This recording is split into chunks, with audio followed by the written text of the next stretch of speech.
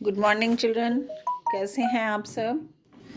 आप लोगों ने कविता कर्मवीर पढ़ी है और उसके प्रश्नोत्तर हम बाद में करेंगे।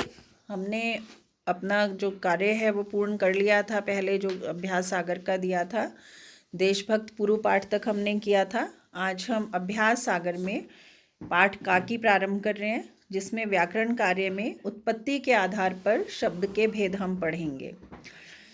उत्पत्ति के आधार पर शब्दों के 4 भेद होते हैं, जैसा कि आपके पाठ में भी दिया गया है। तत्सम, तद्भव, देशज और विदेशी। विदेशी शब्दों को हम आगत शब्द भी कहते हैं, क्योंकि ये बाहर से आए हुए शब्द हैं। अब आप देखिए, इसमें जो पहला प्रश्न है आपका, उसमें कुछ वाक्य दिए गए हैं। पहला वाक्य है, काकी के अग्नि संस्कार में भी वह न जा सका। आप इसमें नोट करते रहेंगे, साथ साथ अंडरलाइन भी कर सकते हैं। अग्नि जो है वो आपका तत्सम शब्द है, ठीक है। अभी मैं आपको बताऊंगी कि तत्सम शब्द क्या है, तद्भव क्या है, देशज क्या है और आगत शब्द क्या है, उनको हम कैसे पहचान सकते हैं। दूसरे वाक्य में है, उस दिन श्यामू को चिंता के मारे बड़ी रात तक नींद नहीं आई। तीसरा है, श्यामू और भोला अंधेरी कोठरी में बैठे हुए पतंग में रस्सी बांध रहे थे। चौथा वाक्य है, उसने एक स्टूल सरका कर रखा।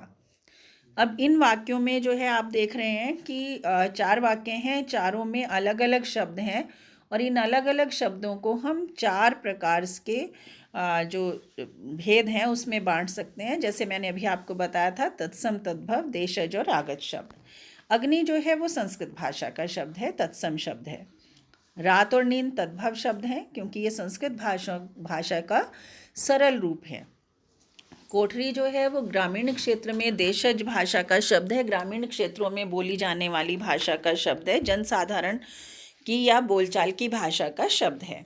स्टूल जो है अंग्रेजी भाषा का शब्द है, यानी बाहर से आया है, तो इसको हम आगत शब्द कहते हैं। अब आपको अब आप समझिए इसको कि तत्सम शब्द क्या है, तद्भव क्या है, देशज शब्द क्या है और आगत शब्द क्या है। आप सब जानते हैं बच्चों कि संस्कृत भाषा को हिंदी की जननी माना जाता है, यानी हिंदी का जो जन्म है वो संस्कृत भाषा से हुआ है।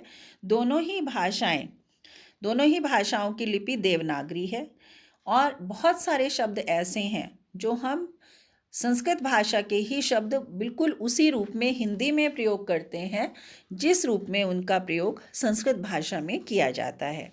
जैसे अभी आपने पढ़ा अग्नि, और भी बहुत सारे शब्द हैं, रात्रि, क्षेत्र, ये सब क्या हैं, तत्सम शब्द हैं और इन्हीं का प्रयोग हम संस्कृत में भी इसी रूप में करते हैं।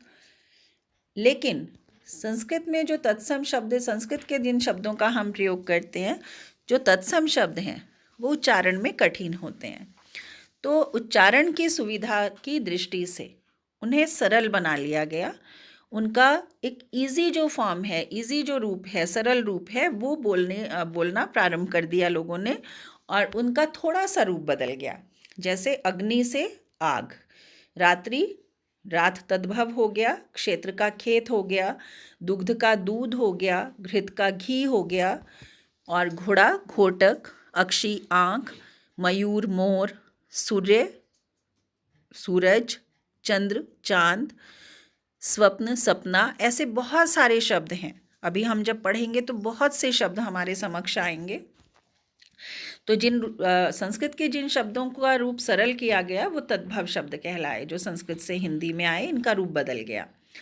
इसके बाद कुछ शब्द ऐसे थे जो क्षेत्रीय प्रभाव के कारण, ग्रामीण क्षेत्रों की बोलचाल की जो भाषा थी उनके प्रभाव के कारण वो जनसाधारण की भाषा के रूप में प्रचलित हो गए। आवश्यकता के अनुसार, परिस्थिति के अनुसार उनको हम देशज शब्द कहते हैं, ठीक है। जैसे पगड़ी है, गाड़ी है, थैला है, लोटा है ना, ये सब क्या हैं, ये देशज शब्द हैं। इसके बाद आप जानते हैं भारतवर्ष पर बहुत सारे विदेशी आक्रमणकारियों ने आक्रमण किया। मुगल्स आए, अंग्रेज आए, पुर्तगाली आए, तो फ्रांसीसी आए, तो उनकी भाषाओं के शब्द भी हिंदी भाषा में सम्मिलित हो गए। हिंदी भाषा में उन भाषाओं के शब्दों का प्रयोग भी किया जाने लगा। चूँकि ये शब्द दूसरी भाषाओं से हिंदी भाषा में आए थे, इसलिए इन शब्दों को आगत शब्द या विदेशी शब्द भी कहते हैं। जैसे पेंसिल है, स्कूल है, स्टूल है, डॉक्टर है, लेटर बॉक्स है ना, बहुत सारे, टाइम है, ऐसे बहुत सारे शब्द हैं। और उर्दू भाषा के शब्द भी हैं, अरबी फ़ारसी के शब्द भी हैं जो हिंदी में हम प्रयोग करते हैं और हमें कई बार पता भी नहीं होता कि ये शब्द विदेशी भाषा के शब्द हैं। तो अब हम जो है वो तत्सम और तद्भव शब्द और देशज और आगत शब्द छांटेंगे। तो प्रश्न नंबर 2 है, इसमें हमें क्या करना है, इसमें हमें तत्सम शब्दों पर घेरा लगाना है। तो आप देखिए तत्सम शब्द कौन सा है, आश्रय, सीख और आसरा दोनों तद्भव हैं, फिर दस और काम दोनों तद्भव हैं, और कर्म जो है वो तत्सम शब्द है। पैर, सत्य और सच में सत्य तत्सम है, बाकी दोनों तद्भव हैं। हस्त, फूल और लोटा में हस्त तत्सम है, लोटा देशज है और फूल जो है वो तद्भव है। फिर दूध, पानी, पत्र, इसमें पत्र जो है वो तत्सम शब्द है। क्वेश्चन नंबर 3 है, तद्भव पे घेरा लगाना है।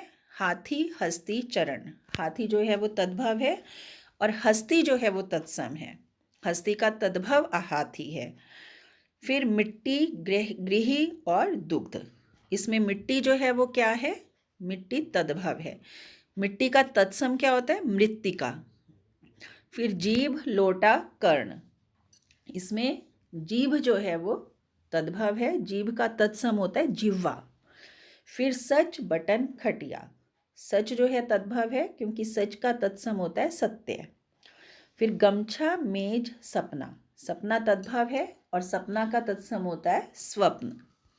प्रश्न नंबर 4, नीचे दिए गए शब्द समूहों में से देशज शब्द पर घेरा लगाइए। अब देशज शब्द यानी जो शब्द हमारे ग्रामीण भाषा में, जनसाधारण की भाषा में बोले जाते हैं, जैसे भोंपू, थैला, पगड़ी, डिबिया और गाड़ी, ये सब क्या हैं, ये देशज शब्द हैं। इसके बाद अंतिम प्रश्न है हमारा आज के लेक्चर का, आगत यानी विदेशी भाषा के शब्दों पर हमें घेरा लगाना है। डॉक्टर, कॉलेज, मशीन, तीनों क्या हैं, अंग्रेजी भाषा के शब्द हैं, इसलिए आगत शब्द हैं। खत, खत उर्दू भाषा का शब्द है, ये भी आगत शब्द है। और लेटर बॉक्स भी अंग्रेजी भाषा का शब्द है, इसलिए आगत शब्द है। तो आपको अच्छे से समझ में आ गया होगा बच्चों कि हमें जो ये शब्द हैं, शब्दों के भेद हमने किए हैं, उत्पत्ति के आधार पर किए हैं। तो आपको समझ में आ गया होगा कि तत्सम शब्द हम किसे कहते हैं, तद्भव किसे कहते हैं, और देशज और आगत शब्द किसे कहते हैं, इन्हें हम कैसे पहचान सकते हैं। तो आप लोगों का आज का लेक्चर यहीं तक है, बाकी हम नेक्स्ट कल करेंगे। तो आप लोग बहुत ध्यान से इस कार्य को करेंगे। अगर किसी बच्चे को कहीं पर कोई समस्या आती है तो वो आप मुझसे पूछ लेंगे। धन्यवाद बच्चों, आपका दिन मंगलमय हो।